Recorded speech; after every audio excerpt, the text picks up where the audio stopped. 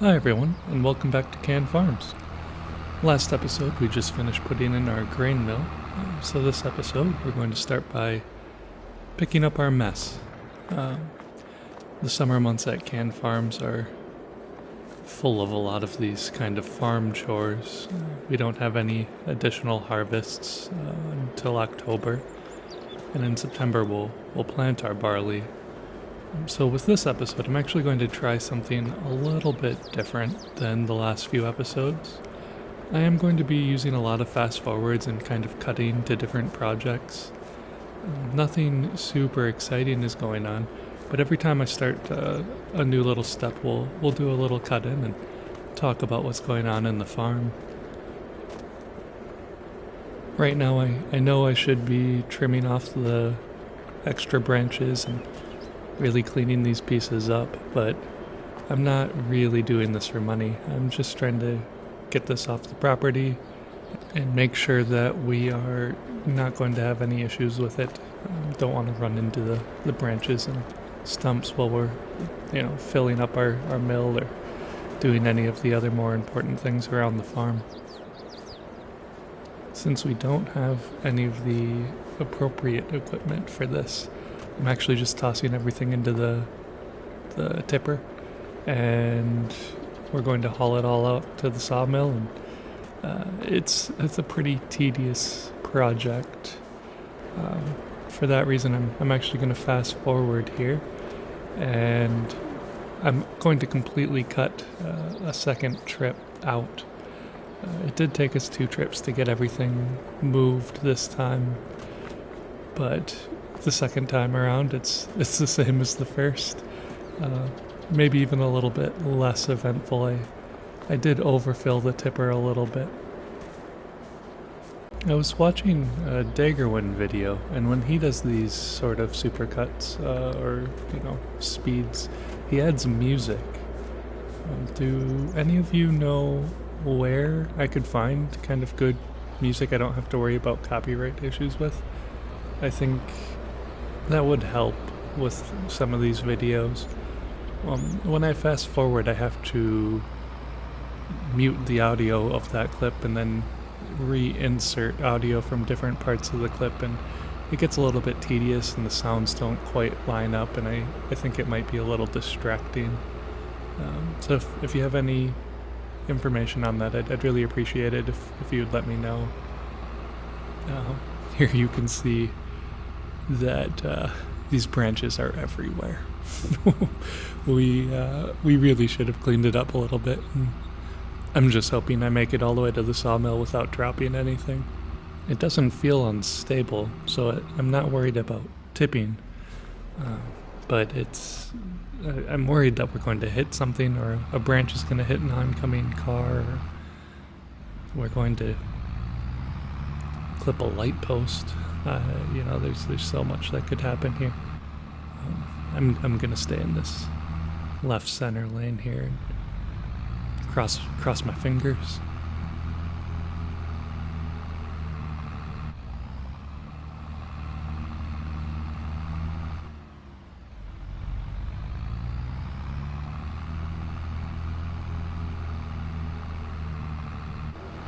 Oof, we've made it. Pretty smooth sailing, actually. Until that pole there. Oh boy. Oh, nothing fell out. Alright. Now we just gotta sell these off and do it again. We're going to clip past the second run. We don't need to see that again. We did make it, though, the second time without issues. The only time we had a problem was that last little bit when we were entering the sawmill. That big pole in the center of the property. I don't know who put that there, but I don't like them very much. The next job is actually a pretty exciting one.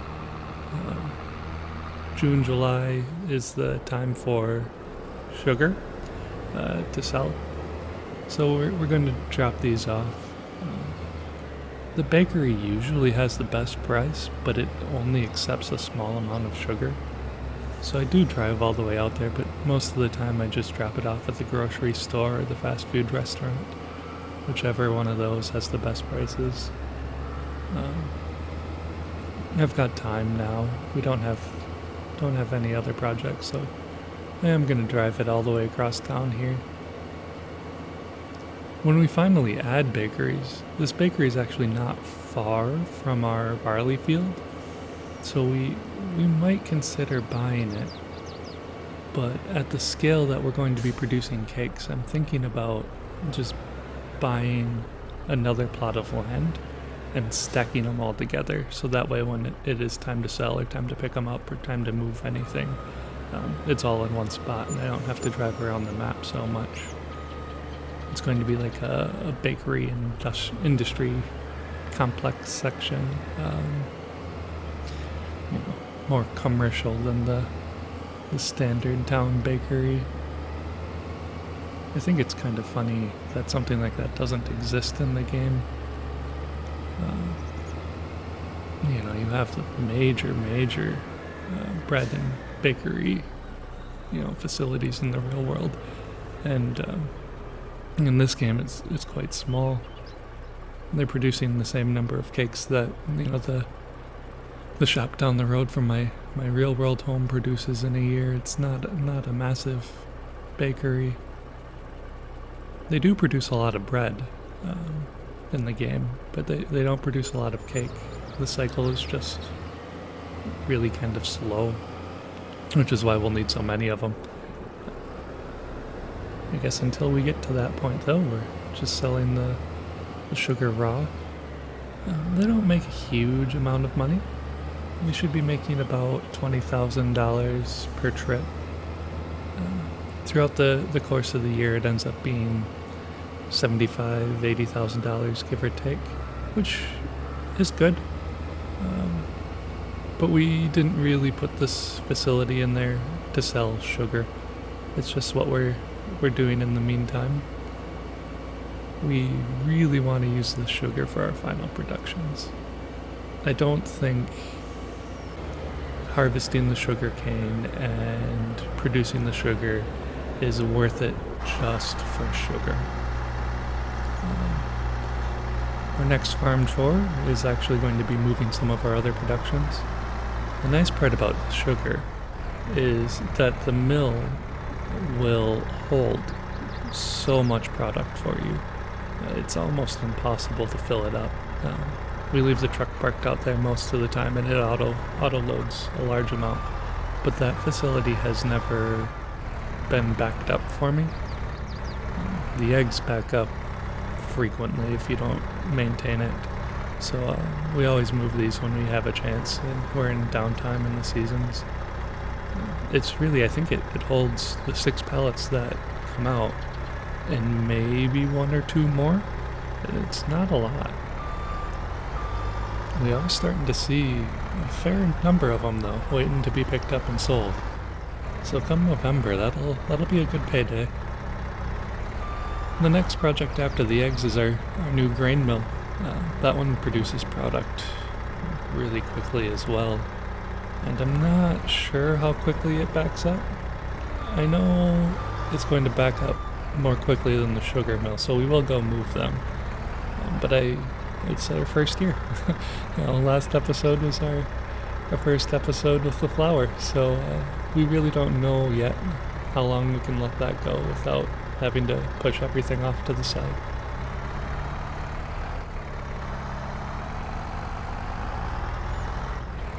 Luckily, we don't have to drive the skid steer far for this. I'm really happy with how we laid this all out. Driving the skid steer more than a couple yards is a long project in its own right. It just goes so slow. But it's a good machine. It handles this really well. And these pallets they're the same size as the sugar pallets. They're bigger than the eggs. There's no problems lifting it up, moving everything. I could do a better job.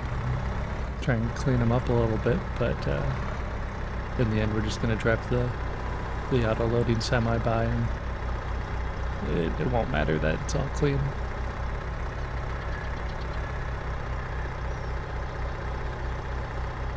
I wonder if I could lift more than one pallet with this. I didn't try. I guess it didn't feel like there was a need to. But considering we just put this in, it does produce flour quickly. When we do finally get our bakeries, it won't take long to get them up and running. The next job we've already seen before, back in episode 1, but it's time to cut the grass again. We're going to try and fast forward through most of this, and we're going to cut a lot out. We're just going to show the steps in the order that we do them, but we won't finish any of it. We just cut the grass, set up the windrow, bale it. I don't even show any of the liming or fertilizing in the end this time. And I think I'll do the same kind of process, maybe even just do a full cut in future episodes, because we do cut and bale the grass so often. I don't think it's fun to watch it over and over and over again. Actually, for a lot of the things we do in this episode, I might not show them again in other videos. I might mention that we did it, or maybe do a quick clip just to the, baler, or, just to the mower, just something to indicate that, yep, we're doing this in the background. We do have a couple of really slow months where all we're doing is cutting the grass. But hopefully, as we get closer to the end, we've got more to show. We are close to the end, though. The only thing we're missing now is a few production buildings and the cows themselves. So we will get busy. We'll have to constantly make TMR and feed and take care of the cows. They're a lot more involving than the chickens are. With the chickens, you're just dropping off your grain from the silo right next to it. The cows, you have to actually create the food. You have to give them straw. I will be using a bigger cow barn, so I won't have to fill with water. But, we do enough with water. I think this is the first time I'm even showing that I have the greenhouses. This is a slow process, too. Part of it's that we're driving to get the water because it's free. Part of it's that we have just this small tank. It takes 3 trips to fill an entire greenhouse. I never fill them when I do this. I just put one in each, and every time I notice that they're running a little bit low, I'll do another run where I put another tank into each of the greenhouses. They do last a pretty long time. I am doing strawberries, which I need in the end for the cakes, but the real reason I'm doing them now is that I just use it as a passive income.